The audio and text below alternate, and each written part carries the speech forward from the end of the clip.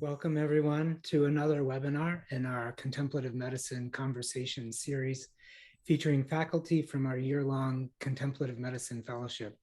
My name is David Iozzi. I'm the Director of Studies with the New York Zen Center for Contemplative Care, and I'll be facilitating this evening along with Lola Davis, who is behind the scenes working on the Zoom controls, and she shows up as New York Zen Center. So today, Sensei Chodo Robert Campbell and Sensei Koshin Paley Ellison, the co-guiding teachers of the Zen Center and of the fellowship, are joined by faculty member Sharon Salzberg to discuss tending to suffering with equanimity. As many of you know, Sharon is co-founder of the Insight Meditation Society in Barre, Massachusetts, and one of America's leading spiritual teachers and authors. Has been a student of Buddhism since 1971 and leading meditation retreats since 1974. She's the author of a number of books, including The Force of Kindness, Faith, Trusting Your Own Deepest Experience, Loving Kindness, The Revolutionary Art of Happiness, A Heart as Wide as the World, and many other books and audio programs. Welcome, Sharon, Koshin, and Chodo. So just briefly before I open to the three of you, for everyone who's joining us a bit about the format for the webinar. The first part of the event will be a free-ranging conversation between the three of them. And I won't be asking questions as I might if I was a panel format and I was the panel moderator. But later I will rejoin and we'll be collecting questions through the Q&A feature in Zoom and chat. So please, along the way, if you have questions, send them in. I believe the three of you won't be monitoring those real time, but Lola and I will monitor those and collect them for the Q&A period. So Sharon, Chodo, Koshin, again, welcome. And maybe I'll start you off with a question. Our topic is tending to suffering with equanimity, and perhaps you could start by talking about what we mean by that, what is meant by tending to suffering, and what is meant by equanimity. How do they relate to one another? Yes, Sharon. Is it me? Am I starting? Yes. Well, it's so complex, and the way we use language can be really different. Usually when we think about tending to suffering, we think about compassion, which is a kind of complex thing to understand and describe. I remember years and years ago, my colleague, Joseph Goldstein, and I went to what was then the Soviet Union to teach. And it was illegal, actually, to teach meditation. So we went as part of a tour group. We actually brought Joseph's mother as kind of cover, for our illicit activities. And every afternoon, instead of going to a museum or something, Joseph and I would go off to someone's living room with a translator and teach meditation. And I was speaking a lot about compassion in that time, and I kept getting like this really funny feeling from the room. So finally, I sat down with the translator and I said, when I say compassion, what do you say? And they said, oh, it's the state you're like broken by the suffering and nearly destroyed by it. They said, it's like someone has taken a giant stake and driven it through your heart. And I thought, well, no wonder there's a really funny feeling in the room. But we can almost go there in a way, thinking that's what proper compassion should be like. But if you look at, say, the Buddhist psychology or Eastern psychology, compassion is a state that has many layers, like a balance and maybe quality of compassion for others and oneself, and a joining of compassion and wisdom, like understanding limits and boundaries and basically reality. So that's where equanimity comes in. The word equanimity means balance, and in this context, it's the balance born of wisdom. So it's bringing perspective into a situation. Like, I will do everything I can, and I'm not in control of the universe. It's just that way. So we always want equanimity because we always want wisdom. And what do you think? Yeah, I mean, I'm just thinking that we are living in this time of so much, with the shootings in Buffalo Yeah.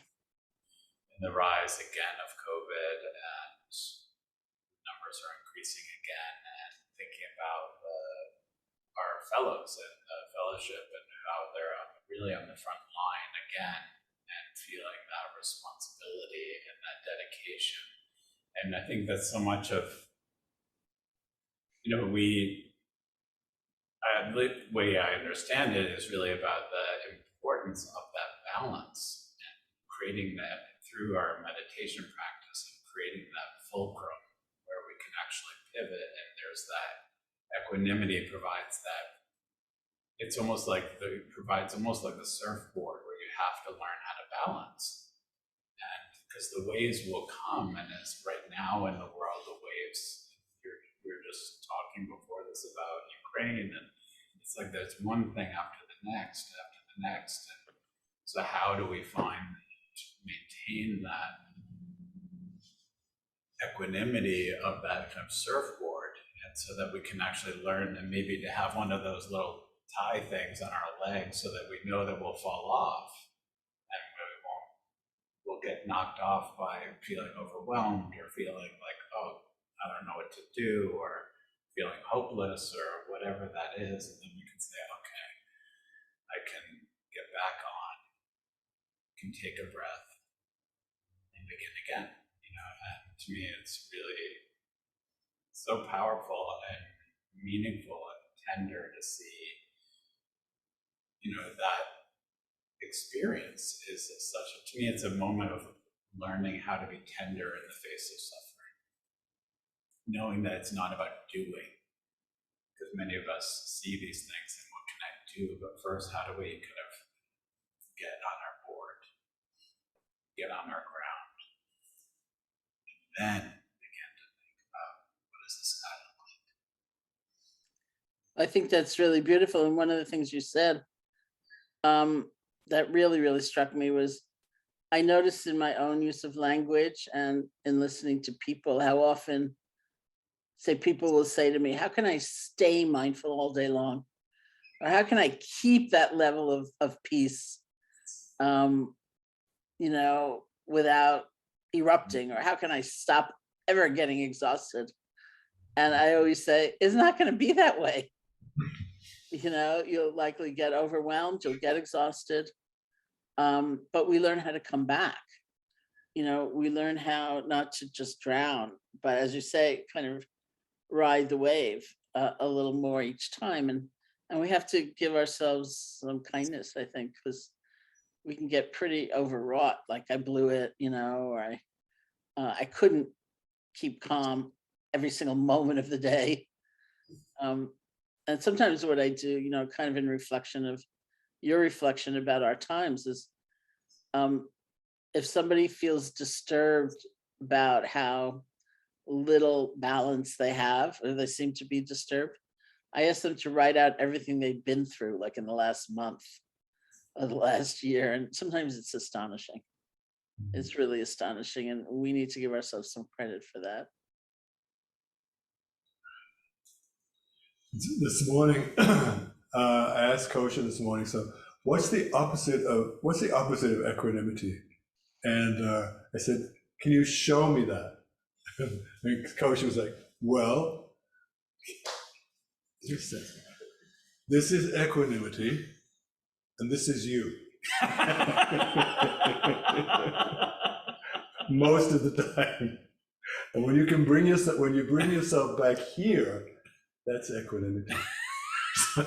So I often, speaking of balance and that word compassion, it's so interesting how, when caring for others, which I do a lot of, as they're dying, as they're grieving the loss of someone, how I can be this way. I don't have to jump in there. I don't have to fix anything. I can bear witness to, I can listen, I can hear, and I can just be totally in with wherever you are, just bear witness to that. But when it comes to me, to my own, to be compassionate to myself in certain aspects, in certain moments of my life, it's like this. And I have to constantly what's that word I'm looking for? Realign myself to this. But it's so easy to forget that, particularly in these times when there is so much stimulation that's coming at us. And just when I think we're in a safe place, she's in a safe place in a world that's kind of coming, that we are living in some sense of sanity, normalcy. We're living with COVID, yes, but put on top of that, the thing that's happening again, the Buffalo situation, it's like, what the hell is going on here? And then I have to remember that we're in the world, what's happening in the Ukraine, like walking, speaking to someone the other day, it's like, walking down 23rd Street in Chelsea, where they have these, the trees with the little chain, the little wrought iron fences around the tree, and there's a sign that says, curb your dog. And then the daffodils are poking through in spring. And then there's the daffodil, and then there's dog shit in the same place. So not only have they ignored the sign, but they've allowed the dog to shit on the tulips. It's like, how do you hold both those things? How do you hold the cherry blossoms and Ukraine? How do we find this place when the shootings in Buffalo go like this? And how do we come back to some kind of equanimity, but not ignoring anything, not pushing it away, but allowing some sense of equanimity to come back? And it'll take a long time. It doesn't happen overnight, but for me, so did I get it right, Coach? They do come back once in a while, right?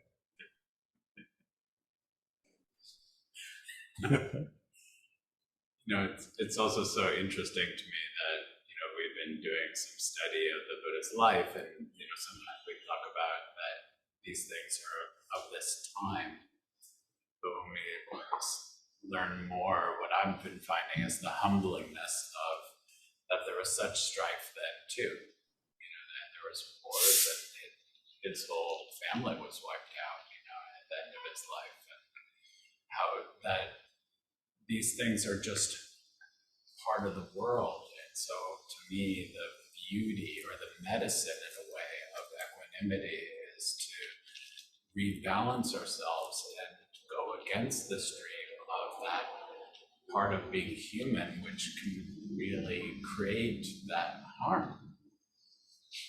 And then we can take responsibility and do something new. I just often think about, how we very often are, even just in small ways, creating harm, of thinking like, oh, my personal life and my work life, or we divide everything up, as opposed to that we just have one life. And how are we living with our family, with our friends, with our loved ones? What's the quality of that? And how do we bring equanimity there so that we're not, at our workplace where we're like this, like taking care and serving, and then at home we're like, or shutting down. And so for us, that's what, it's been so important to, really keep returning to that surfboard of just like, okay, now I'm home. How do I getting on our board, and how can I do this in a different way? Well, for some people, I think that, Koshin, you're going to have to lean forward when you speak, by the way, because people can't hear you. I'm okay. A inveterate chat reader. For some people, the idea of equanimity implies not feeling anything. And so they feel they failed if they have a responsiveness to what is going on. But I think really it doesn't mean that at all. It could well mean challenging some of the habits of mind that lead us to feel really out of balance in a more extreme way. So you just think about, we have heartache, we have disappointment, we have anxiety, and then we start thinking, I'm the only one, right? So we add a sense of isolation. So it's so much worse. Or we blame ourselves. I should have been able to stop this. I've been meditating for God's sake 50 years at this point. Why am I feeling this? Or I failed, or, there's so many things we just dump on top of what's happening. This is the only thing I'll ever feel. This is the authentic me. Everything else didn't count. And then the anticipation, like, what's it going to feel like tomorrow? What's it going to feel like next week? And, if we can just peel away some of those layers that we tend to add on, then we may be left with some very uncomfortable feelings, but it's not like discomfort plus, and we find a different sense of balance. It's almost like, instead of thinking about wiping out some of our feelings, the question is, how am I with that feeling? And like, what's the holding environment, and so to speak? Can that be spacious? Can that be allowing in some way? And then, did I say something he often says?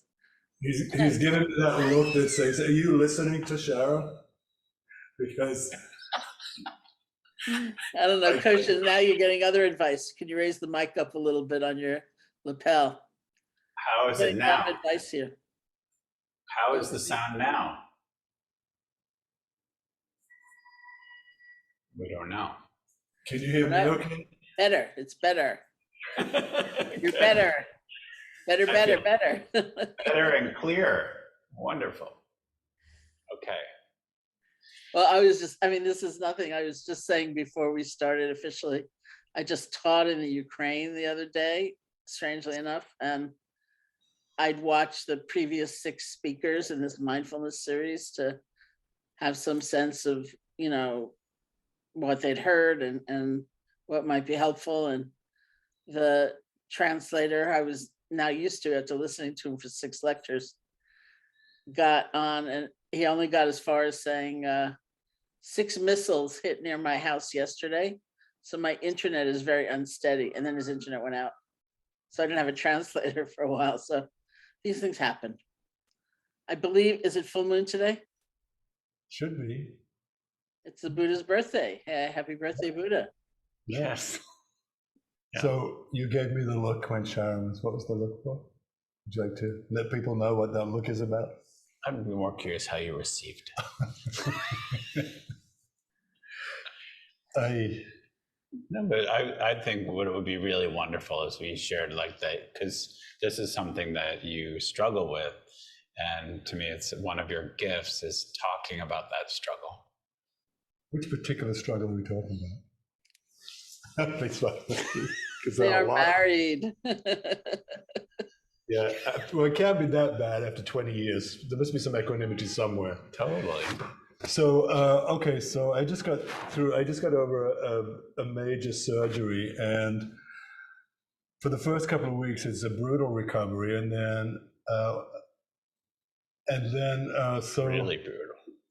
for the second week, into the second week, where I thought I wanted to get much better and feel much better than me running around, which is not possible. So I'm laying there, and I'm in bed, and Koshin's at the center, and I'm thinking, oh my God, what if Koshin were to get killed? Who would take care of me? We've just moved into a new apartment. Nobody knows we're here. Who's going to take care of the cats? I'm going to die. They're going to starve to death, and they're going to start eating me. And I have no one to turn to, and I can't reach my phone, and I'm done. How crazy am I? And I was going down this loop like you wouldn't believe, insane, the stories I was coming up with. And the thing is, I don't catch it quickly enough. It puts me into a deep depression. I go, I don't do anything by half. I mean, this is equanimity and this is it. So I'm never like this. So boom. So I'm in this real deep place of dark depression because I believe the stories that I've told myself. It's like boom, boom, boom, boom, boom, boom. Mm-hmm. And when I bring myself out of that, and it can actually take a couple of days because that's how ingrained my craziness is, my mashugana. And it's like, and then I beat myself up because I should know better than this. I know I've all the tools and 25 years plus of sitting in my ass on the cushion and just like day one. And I can't, I'm just gonna have I have to retreat with you, Sharon, because I can't get it out of my head how crazy and stupid I am, because I still can't get there. Well, You know? I would challenge that probably if you were my student, and say, Exactly. I would bet anything you go in and out of it. Yeah. And you're not giving yourself credit for the moments you're out of it. Right. It goes to the fact that you fall back into it. But we all do that. And at some point, the moments out add up enough so that it's kind of funny. Like, you remind me a lot in saying that. First of all, I'm glad the operation went well. I assume it went well and that you're okay. But my friend Sylvia Borstein, my colleague, who describes herself as a recovering catastrophizer. And she said that's how she got into meditation practice. And she will say, interestingly enough, that when it's a real situation, when she's actually faced with a crisis, she's steady as a rock. But when it's her mind making up the story, she's crazy. So this is how she describes herself. She's 85 right now. She said, I'm the kind of person who I'll call one of my adult children. So her children are in their 60s. Right. And they don't answer the phone. So I think, well, they must be dead. But it never occurs to me they're taking a shower. Right. Or they just fell in love and they don't feel like talking to their mother. It's just the worst. Right. Must have happened. And she was so tortured by those thoughts that she got into meditation practice. So I wouldn't say that she would say the thoughts are erased, but she has so much more distance, so much more space when they come that they're actually kind of amusing. Right. Yeah. And you got to give yourself credit for that. Yeah, if you're in a crisis, I'm the one you want around, because I just become like a rock. Like, this is what we do now, this is what we do now. So crisis mode, easy for me. Anything else? Not so much. Right. The rest is a story. Isn't that interesting? How many cats do you have and how hungry do they get? Two, but I don't think I'll visit. Thank you. But they're Maine Coons and they get hungry real quick.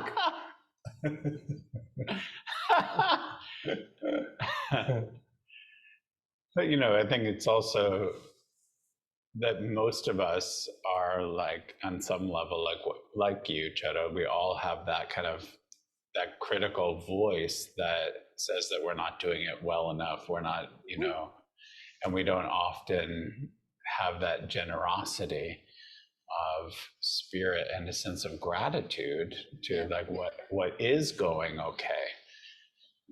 And, I think that's one of the key parts of the practice about just kind of widening out of which actually you also know. And it's just so important to remember, and to me, but that's why Sangha and community and conversation is so important. I think that without community, and we live in this age of, social isolation before the pandemic, and I just feel that that's why these kind of circles and thinking about fellowship and just the sense of fellowship is so important, because most of us don't actually have fellowship. And it's such the medicine for those moments where we're like, I am topsy-turvy right now and not really, I'm having upside down thinking, and help me, which actually you know how to do. Yeah, and I was going to say something kind of similar, really, because I was thinking about community. Because I think one of the ways of understanding equanimity is understanding resilience.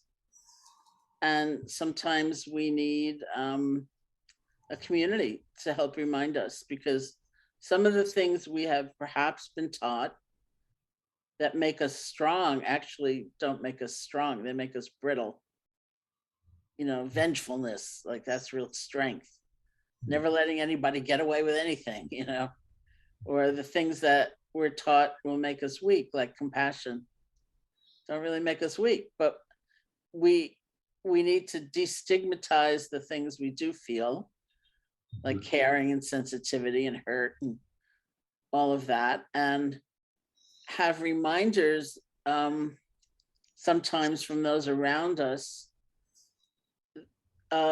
what we need to do. So I'm thinking of all of that because I've just been in teaching situations lately where the hardest thing has seemed to be letting in the joy. You know, that we're in terrible straits, there's so much suffering, horrible things are happening. It feels selfish, it feels self-indulgent to let in the joy. Like I'm looking at your beautiful, beautiful Zendo, you know, and I think that's so beautiful. You know, can I enjoy it for a moment? Is that allowed? Right. And I mean, I know times in my life I would not have allowed myself. Right. You can't look at that. That's, you know, and certainly I've seen it with other people. Like, I don't know if I can look at those beautiful flowers. I don't know if I can let myself enjoy that child's smile, you know, because look at what is going on. And then we're taking away one of the greatest sources of resource we could have. And sometimes we need other people to poke us and say, it's okay to come take a walk. It really is. I remember, you know, in the midst of the pandemic, there's these, here on the altar, the offering trays, and this of ours, Kenya Kojima, sent them from Japan, and he said, you know, that. Keep your hands away from your mouth and speak up. Unbelievable. So he sent these beautiful trays, and they're lacquer, beautiful wood lacquer, and he just said, you know, the practice of offering in times of great distress is a beautiful thing to do, because it actually, to me, it's actually also what restores equanimity is also generosity, to really learn how to I can also give something, and I love that it's just something really ordinary, like oranges, you know, like that. It's not, doesn't have to be your left arm, that it can be, oh, I can go to the supermarket and get 5 oranges, you know. It's so beautiful. I love the story he told also. So he told the story of his grandmother who is always asking him for money. So, because she has no money, so he gives her, say, $5. She takes it and says, "Thank you for your kindness," and then she gives it back. And so immediately he says, "Thank you for your kindness." So back in this just beautiful interaction between each other, the compassion of him giving her the money, she taking it as an act of compassion. She takes it from him, but then she gives it back. It's so beautiful.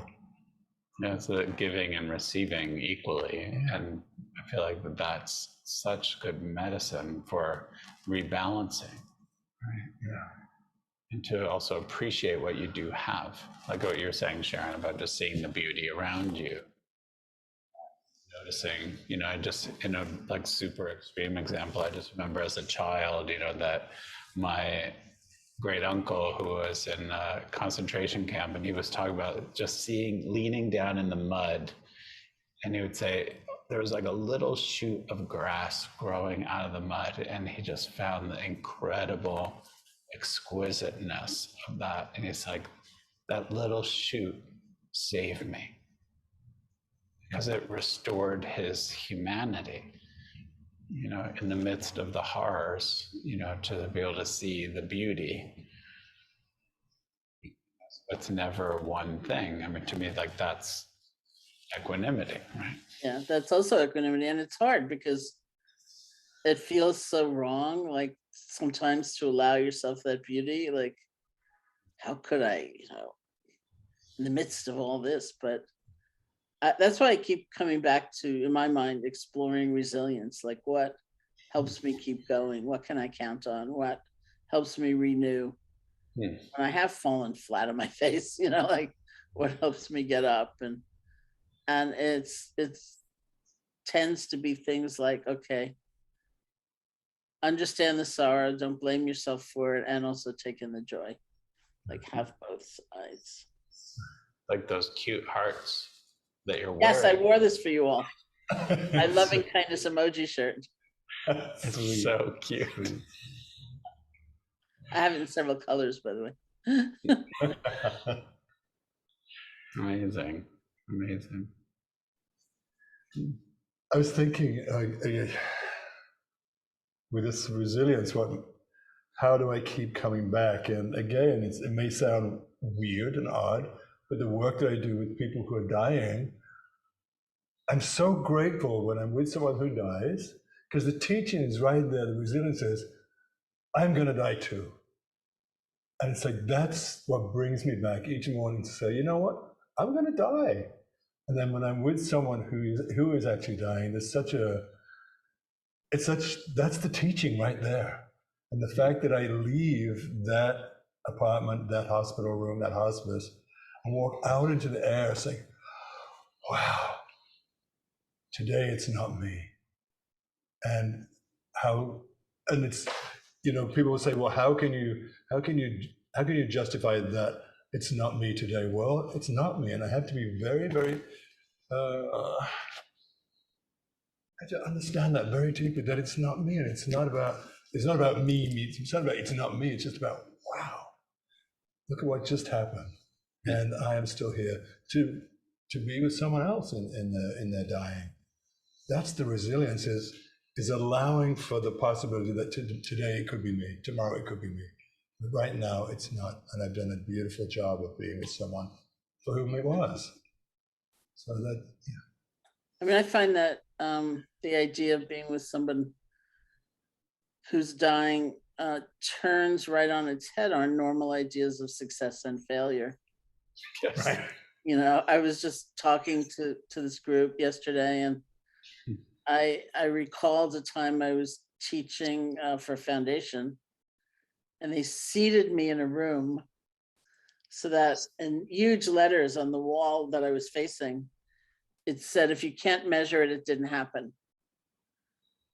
So I kept looking at that and thinking, I don't know if I believe that, and I can understand the perspective of a foundation. If you're giving a bunch of money to somebody, you want to know they're doing something worthwhile with it.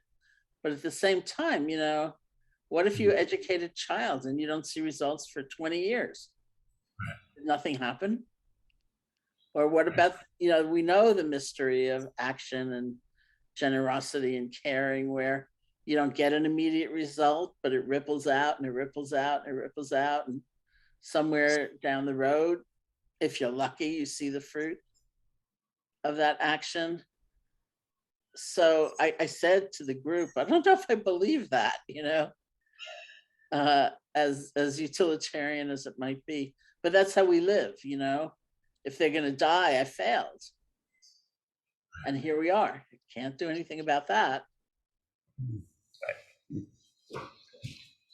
No, and also what our anxiety and our fears, we don't take them with us, and being with dying people too, like I've never met anyone who's like, I'm so glad I held on to everything I was afraid of, and I held back, and I was really uptight about everything and tried to control everything. I mean, it's amazing. And to me, that's what we can learn from, and how do we just open up? I have this, we moved into this new place, and so I have this new practice where every morning, to me, this is part of my equanimity, actually, is just like saying hello, good morning to everyone on the street. I'm like become that person. And so, but it's really amazing. So now it's been several months, and now I'm having like these sweet conversations. And these people who initially were like, when I would say good morning, they were like, hey, leave me alone. And it's just really I'm a interesting. New Yorker, I understand. But there's something sweet over time. People are like, oh, hi, and there's it's almost suddenly like that habit that we can all fall into, just like doing our own thing and just realizing, oh, I might not die if I just say hello back and look at their face and say, good morning. Yeah, it's really sweet. I'm not going to go there. Well, luckily, Yotsi's here. Thank you so much for the conversation. We do have some questions coming in, and if it's okay with you, we could transition to some of those. Let's see. Dana Park, apologies if I mispronounced your name, asked or said, that sense of the world feels fundamentally unsafe, can be overpowering sometimes. How do you work with that?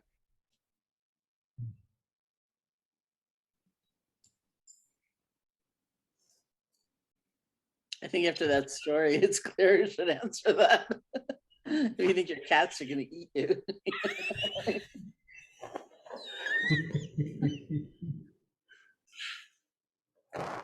How do you work with that?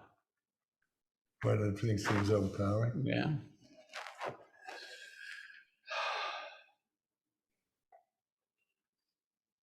Well, as I said, it doesn't come so easily for me, even after all these years. But what I put my faith in is that I do get through it. I will get through this, no matter how overpowering it may seem in this moment. And for me, it doesn't have to be a huge thing. It can be the smallest thing that sends me off in a swirl to another planet. So it doesn't have to be something that's so overpowering. It can be something as simple as I can't find my keys. And I will spin out of control. And I have to remember that I need to come back to my breath. And sometimes I even have to do this. Chodo, you're okay. You know, didn't have a mother that did that. And maybe that's part and parcel of my condition. But I have to say, Chodo, you're okay, slow down. Yes, it's overpowering. Yes, it feels like the end of the world. And it's just a set of car keys, right? Now, also with the news and everything that's going on in the world, I have to be able to say to myself, Chodo, come on. You'll do what you can do.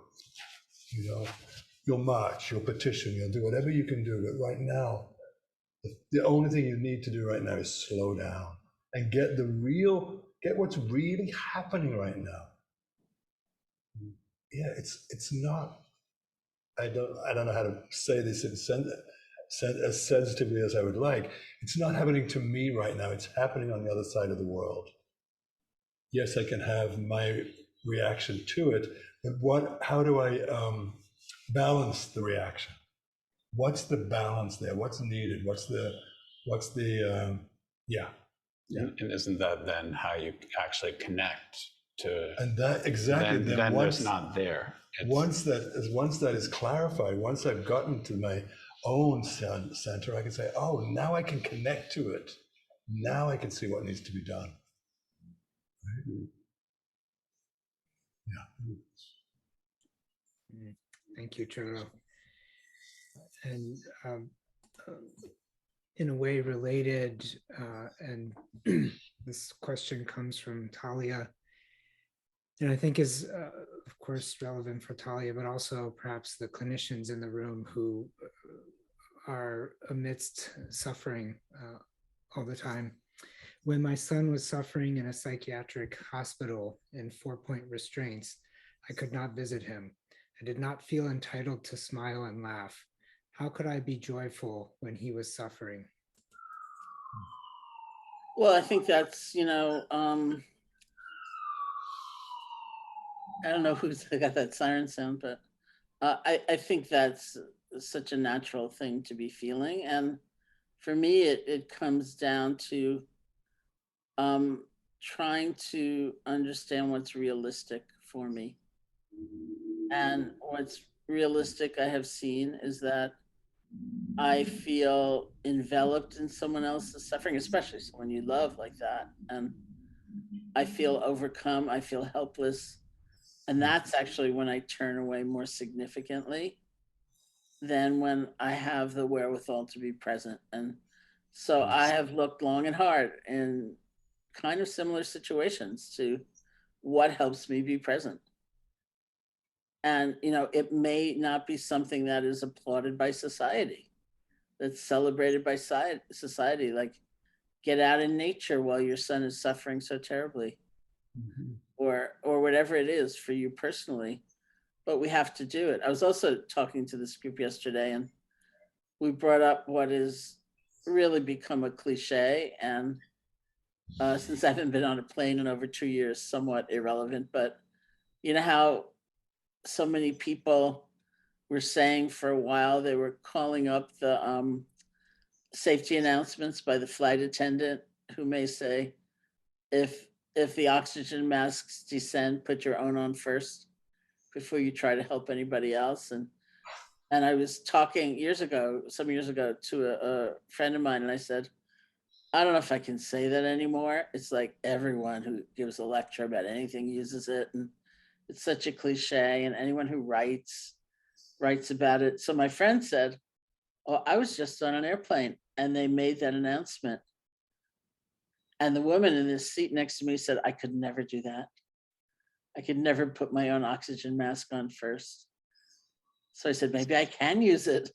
Maybe it's still provocative and difficult and challenging. And it is challenging, you know. This is also the kind of situation where having some sense of fellowship with people, parents, for example, in similar situations, is really helpful, because you get to share knowledge and skills. And but for me, it's largely been a lot of that self examination, like what's real, you know, what's realistic. Some idealistic notion of being present 24 hours a day, or, you know, present psychologically, if not physically, is not going to happen. You know, I get exhausted, I get overwhelmed, I feel guilty, I feel I did the wrong thing, you know, why didn't I know better, whatever it is. And all of that takes energy away from kind of just being with the person. And so when we look at that, I think we do see a lot of, it's okay, you know, really, to smile, to enjoy something, because you will metabolize that energy, and it becomes generosity. You can't be generous if you have no energy. Exactly. Thank you. And related, just following some threads here, another person who wrote in anonymously asked, how do I let myself open to really feeling another's suffering in a balanced way without getting engulfed in it? And this, as we've talked about before, we've talked about compassion fatigue, empathy fatigue. I wonder if you could speak a little bit about that in relation to this question.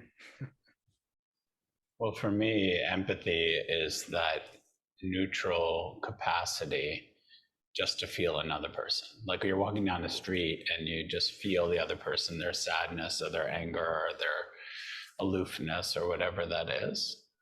And compassion is what we do with that. You know, so to me, it's a verb.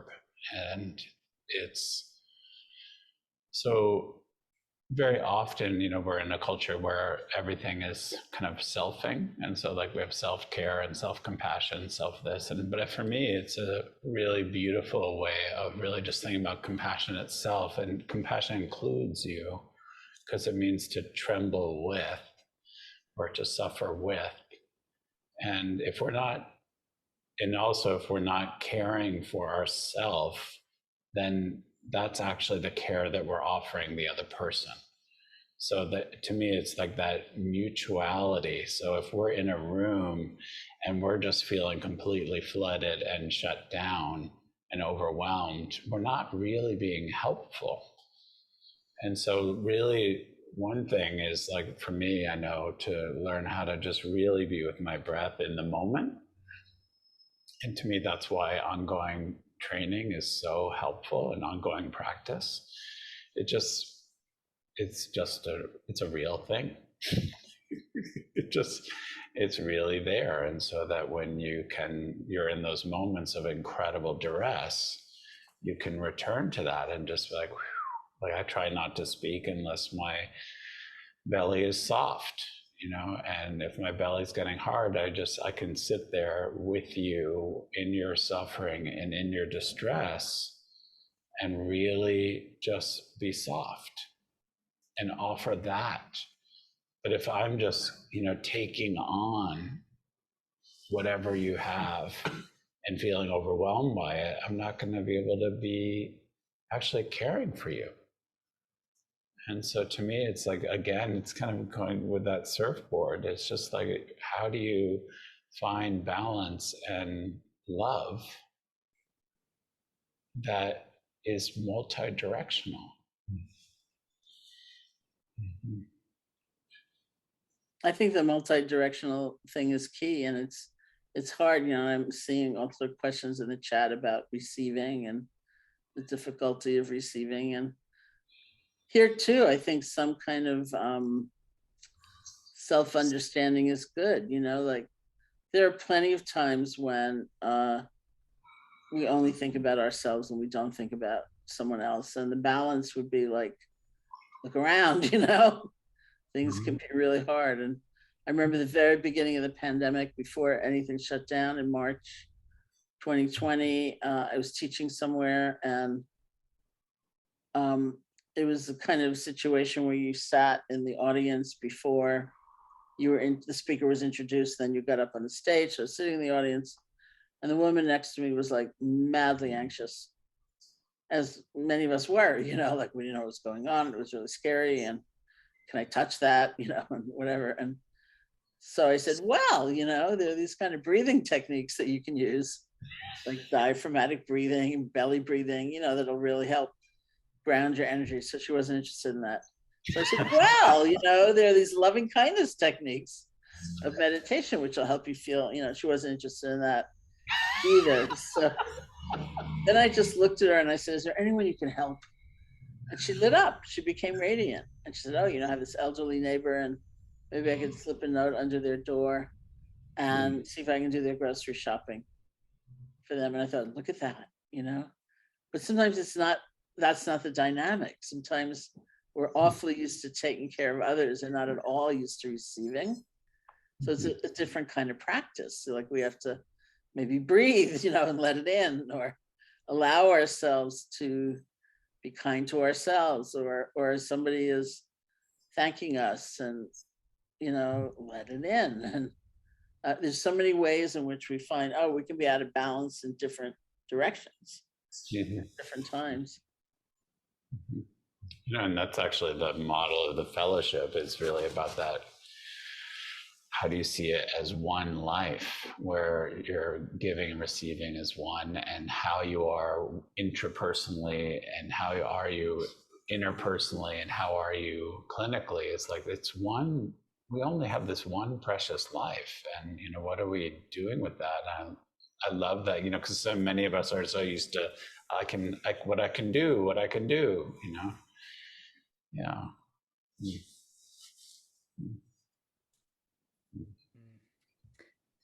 Thank you all. I have the regrettable role of playing timekeeper and interrupting the great conversation and so many great questions that we received from everyone. Thank you, and I hope we've touched on many of them. If we haven't gotten to them, our apologies. I wanted to just briefly mention a few things before I open back to Sharon, Chodo, and Koshin for closing remarks.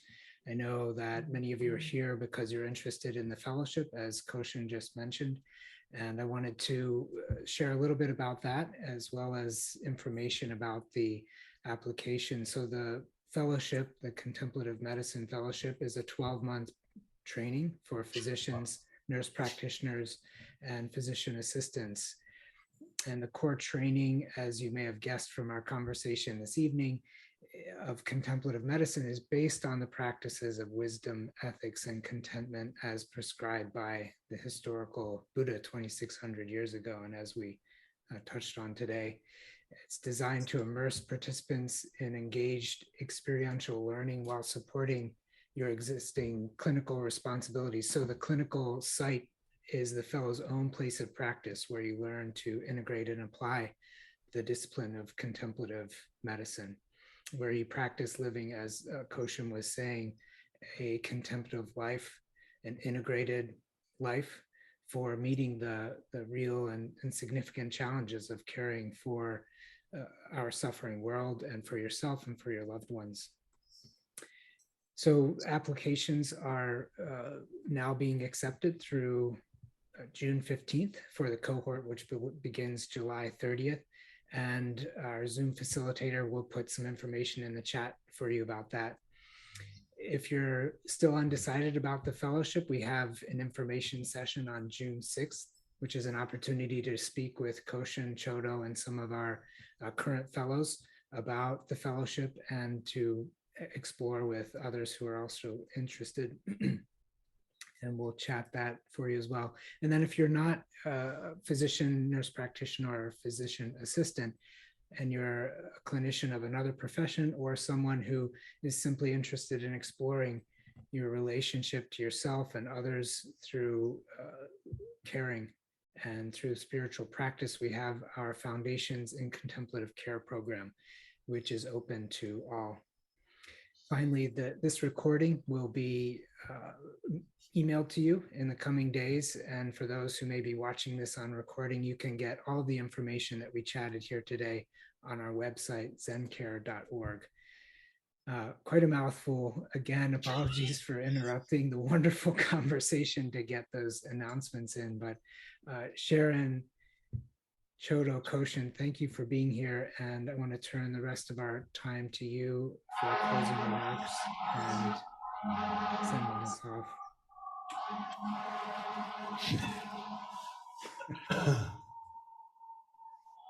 Well, I wish you all more of this and less of this. May you all find this. For a short time anyway. Thank you. This is a great blessing. And my wish also is that we just realize that we just have this one go, and what we do with it and how we are in our time is everything. And so to learn how to practice loving and kindness, in particular when we fall down, and just learning how to get up and working with our attitude and just being tender towards each other and finding your people to support you is such a joy. So that's my wish for everybody. We have to have a little chat about rebirth sometime. But nonetheless, we have to have lunch together and work it all out. Totally. All right. Thank you all for being here. Thank you, Sharon. Thank you, Sharon. Thank you. Thank you all. Thank you, Lola. Thank you, everyone, for being with us. So great to share this time with you. Have a beautiful night. Thank you all, and thank you all for joining us. Good night. Good night.